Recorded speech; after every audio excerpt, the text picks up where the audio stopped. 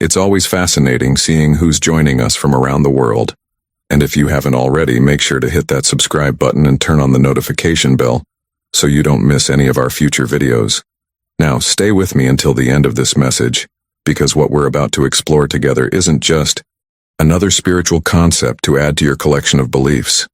This is something that could end your search entirely. Jesus revealed something so simple, so plainly obvious, that the human mind has been overlooking it for centuries.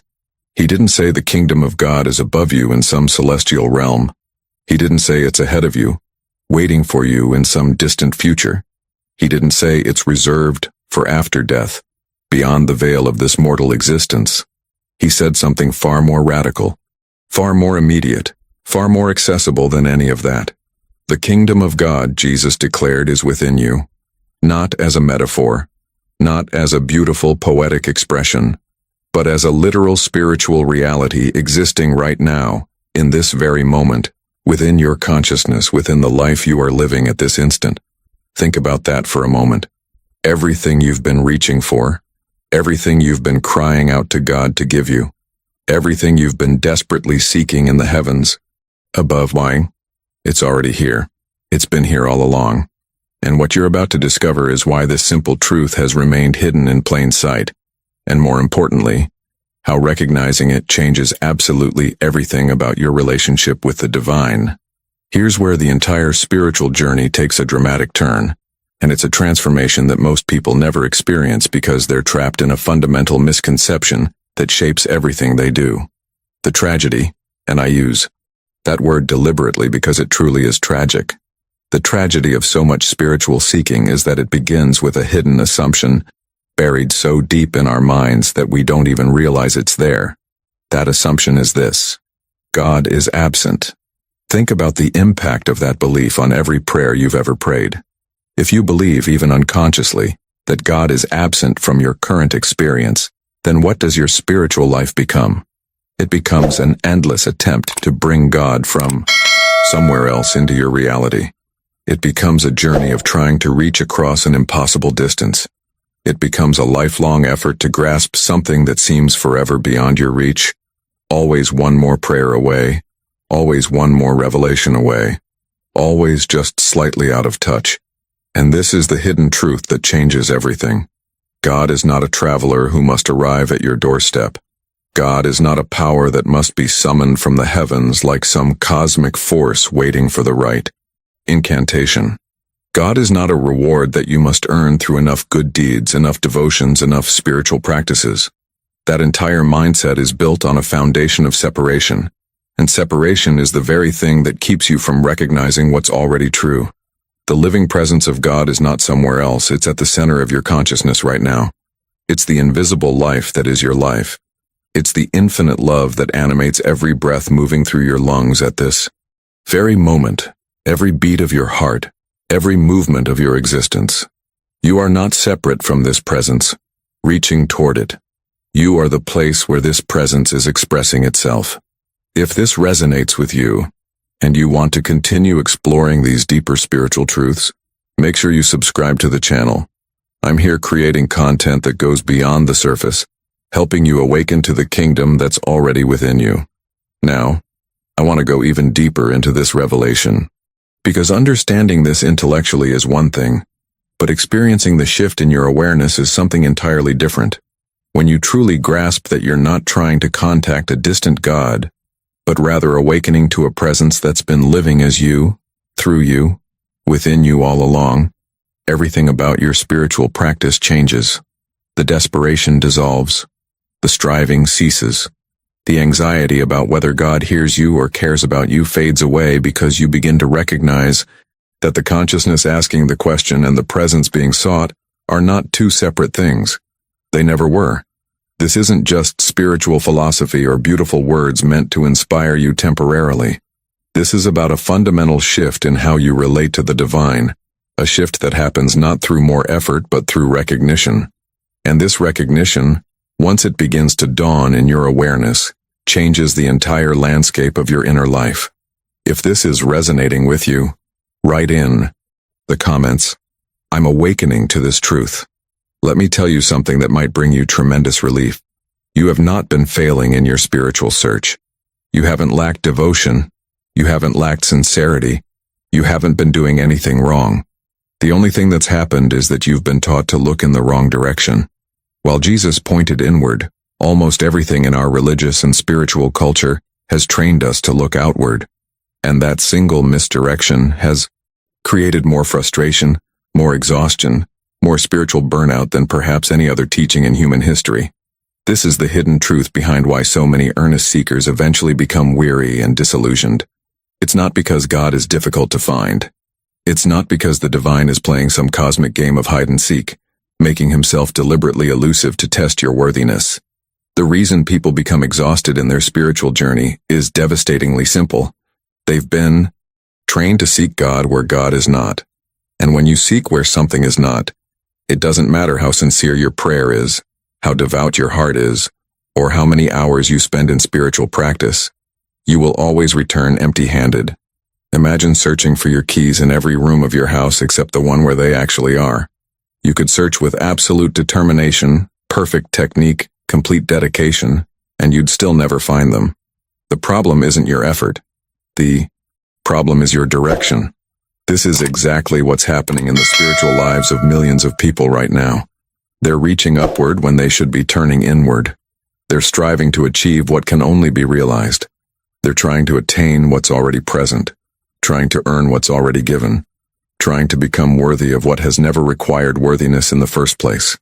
The kingdom you have sought with such earnestness, with tears and prayers and late nights of meditation, with questions and doubts and desperate pleas for some sign that you're on the right path. That kingdom has never been hidden from you, not for a single moment. It has been waiting, patient and unchanging for one thing and one thing only, your recognition, not your achievement of it, not your arrival at it, just your recognition of what's already true. This shift from seeking to recognizing is where the real transformation happens. It's a complete reversal of everything you've been taught about the spiritual journey. Most teachings tell you that you must climb higher, reach further, become better, purify yourself more, study harder, pray longer. But what if the entire journey is actually a journey of subtraction rather than addition? What if it's about removing the layers of misconception that hide the truth rather than adding more spiritual practices to your life? What if the impact of this revelation is that you can stop the exhausting climb and simply open your eyes to where you already are? Behind the scenes of all your spiritual striving, beneath all the techniques and disciplines and religious frameworks, there's been a presence simply waiting to be noticed. And noticing it doesn't require you to become someone different. It requires you to recognize who you already are. If you're beginning to see this differently, write in the comments, "I see it now." Here's what's happening beneath the surface of every unanswered prayer, every moment of spiritual frustration. When your mind believes in distance between you and God, it automatically seeks solutions in that same distance. It's a pattern so deeply ingrained that you probably don't even notice it happening. You feel a lack, so you pray from that sense of lack. You experience a need, so you reach outward in desperation, as if God is somewhere out there beyond you, waiting to be convinced, waiting to be persuaded, waiting to decide whether your request is worthy of his attention. But this is precisely why so many prayers feel unanswered. And it's not because God is withholding anything from you. It's not because you haven't prayed correctly or fervently enough. It's not because you lack faith, or because there's some hidden sin blocking your connection. The real issue is far more fundamental. You're praying from a premise of absence, and that premise has absolutely no spiritual foundation. It's like trying to build a house on sand. No matter how beautiful the structure, it can't stand because the foundation itself is false. Every time you reach outward, you reinforce the very belief that's creating your sense of separation. Every time you beg God to come closer, you're unconsciously affirming that God is far away. Every time you try harder to make contact, you're strengthening the illusion that contact hasn't already been made.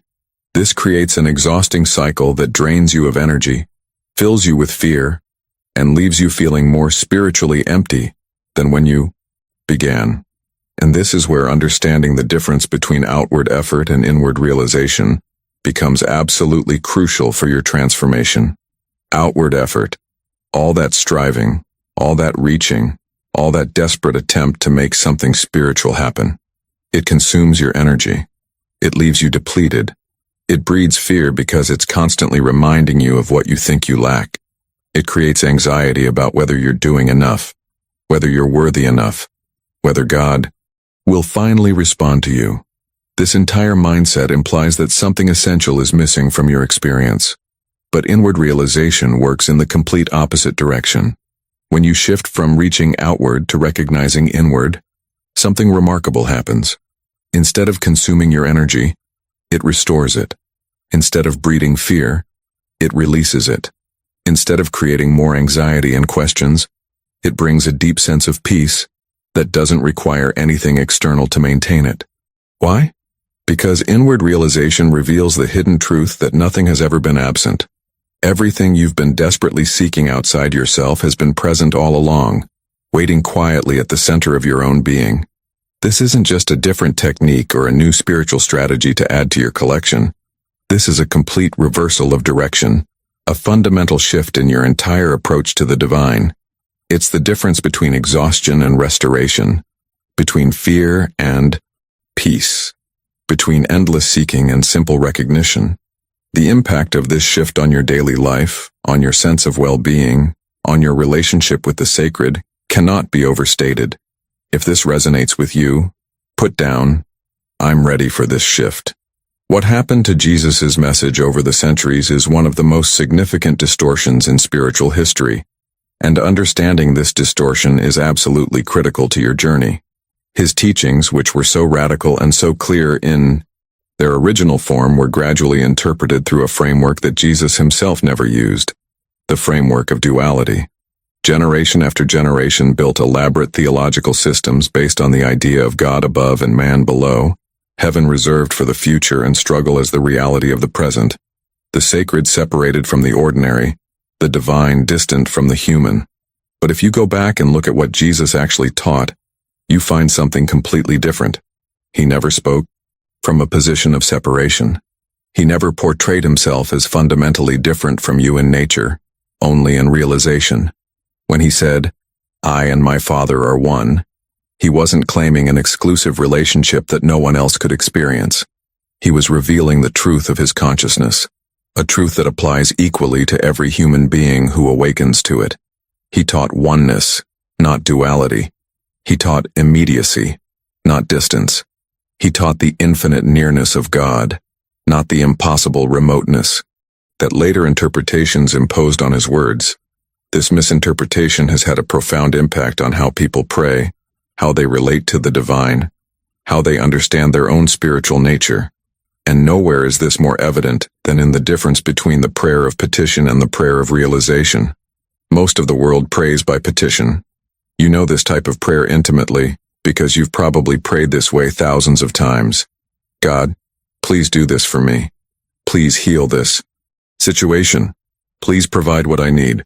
Please intervene in this problem. It's a prayer of asking, of requesting, of trying to persuade God to take action, as if God needs to be convinced or reminded or motivated to care about you. But those who have truly awakened to what Jesus was teaching pray in an entirely different way. They pray by realization.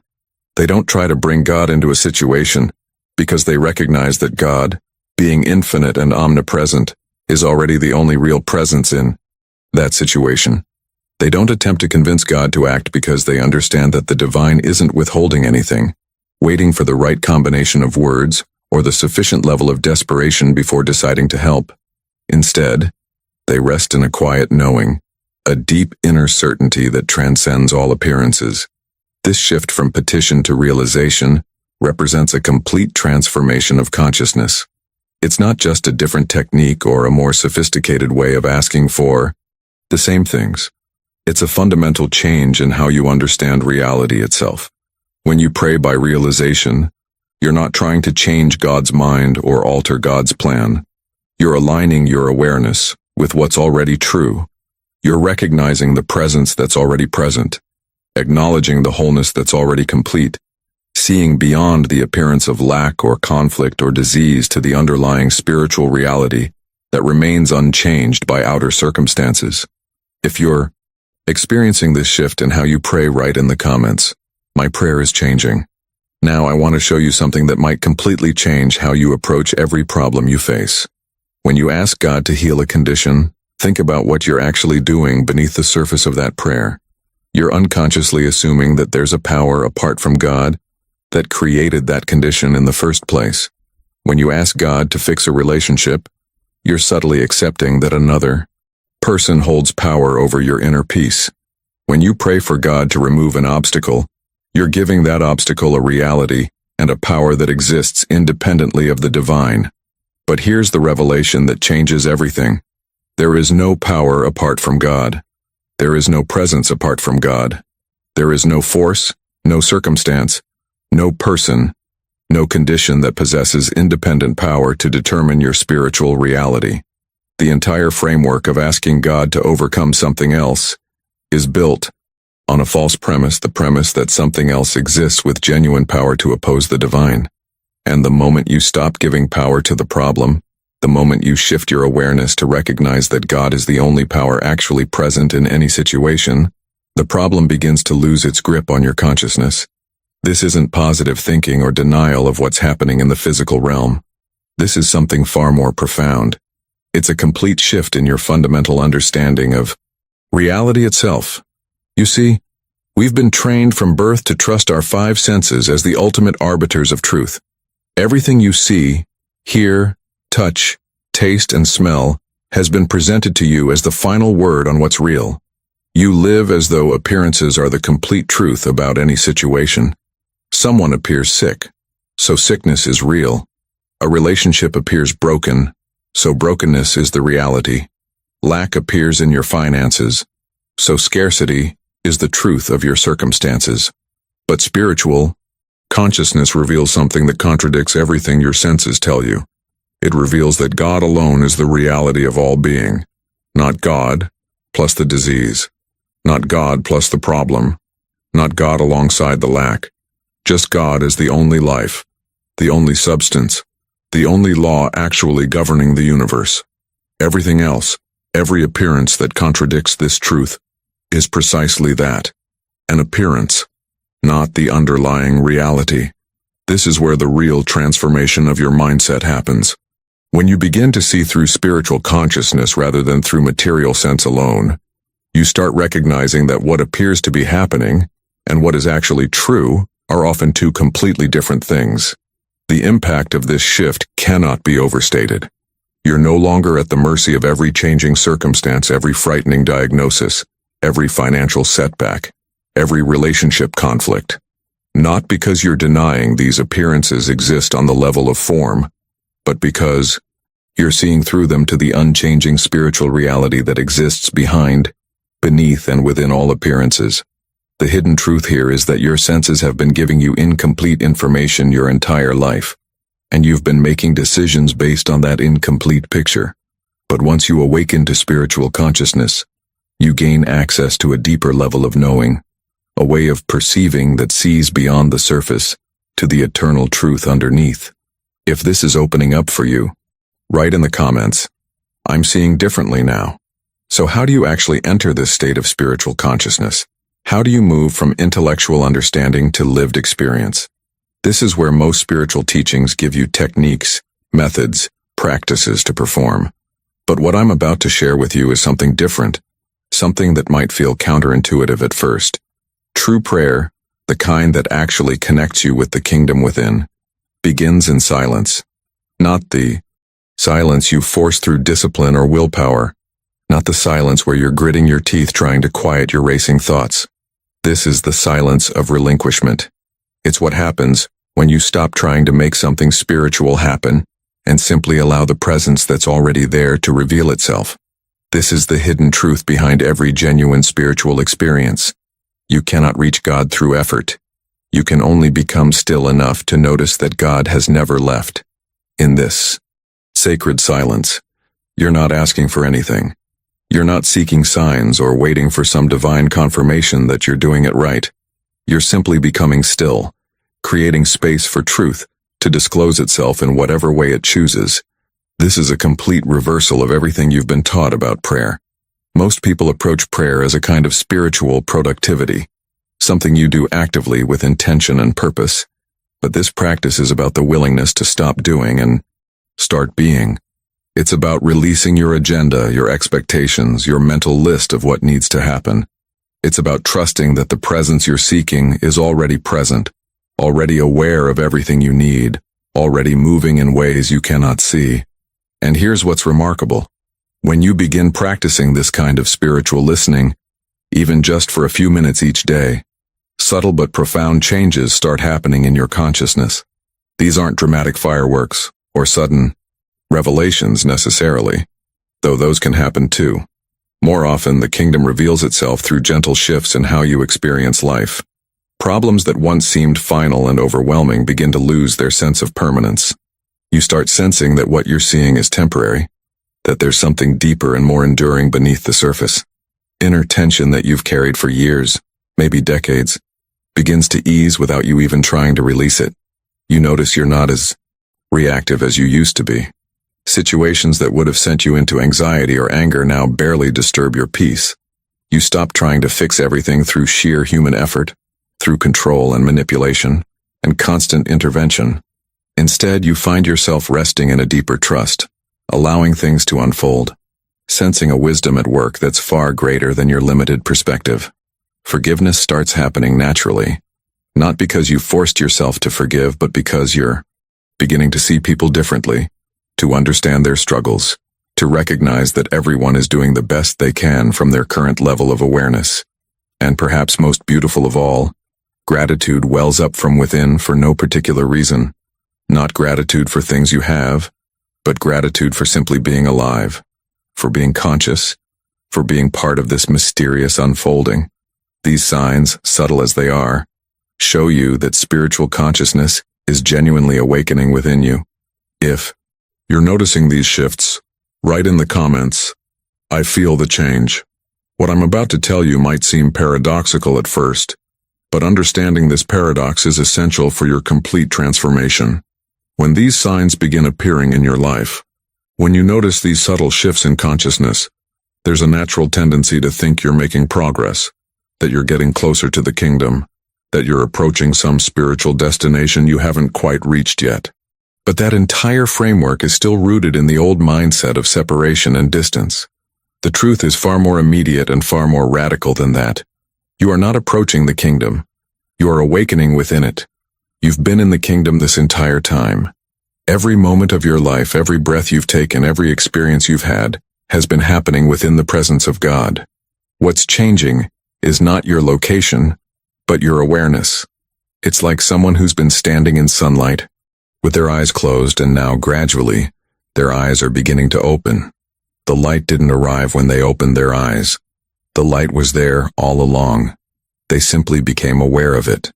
And here's something extraordinary that happens with this awareness. Every glimpse you get, every moment where you recognize the presence even briefly, strengthens your spiritual capacity to see beyond appearance. It's as if a new faculty is developing within you, a way of perceiving that penetrates through the surface level of things to the deeper reality beneath. Each time you recognize the kingdom within, even for just a moment, you're training your consciousness to see from that perspective more easily, more naturally, more consistently. This is why the journey isn't about reaching some distant goal, but about recognizing what's already present. And this recognition brings us to perhaps the most profound revelation of all. The search is over. Not because you've finally reached the end of some long spiritual path, not because you've achieved enlightenment or attained some elevated state, but because you've awakened to the beginning. You've discovered that what you thought was the destination has actually been the starting point all along. The presence you've been desperately seeking has been your life this entire time. Think about the impact of this realization. For years, maybe decades, you've seen yourself as a traveler on a spiritual journey, someone seeking God, reaching toward the divine, trying to make contact with something beyond yourself. But the hidden truth behind all of that searching is this: you are not a traveler seeking God. You are the place where God reveals himself. You are the consciousness through which the infinite becomes aware of itself. You are the living expression of the divine presence in this particular form, in this particular moment, in this particular expression of life. The kingdom of God is not merely near you, hovering just out of reach, waiting for you to become worthy enough to enter. The kingdom is here, right now, in this very moment as you're listening to these words. It's within you, as you, expressing through you. Every decision you make from this awareness, every action you take, every relationship you engage in becomes an expression of this kingdom consciousness. This isn't just spiritual philosophy anymore. This is the lived reality of your existence once you awaken to it. If this truth is landing in your heart, write in the comments, "The search is over." If you've stayed with me through this entire journey, I want to acknowledge something significant. That's not an accident. The fact that you're still here, that these words have resonated with you, that something within you has been saying, yes, this is true as we've walked through this revelation together, that tells me you're genuinely ready for this shift in consciousness. And if that's the case, I don't want this to be the last time we explore these deeper truths together. There's so much more to uncover about living from this awareness, about allowing the kingdom within to transform every area of your life. So if this message has meant something to you, if it's opened a door you've been looking for, I'd love for you to subscribe to the channel. Not just to add another number, but because I'm committed to creating content that goes beneath the surface, that challenges the old paradigms, that helps you awaken to what's already true within you. And I want you to be part of that ongoing conversation. Let me know you made it to the end by writing in the comments,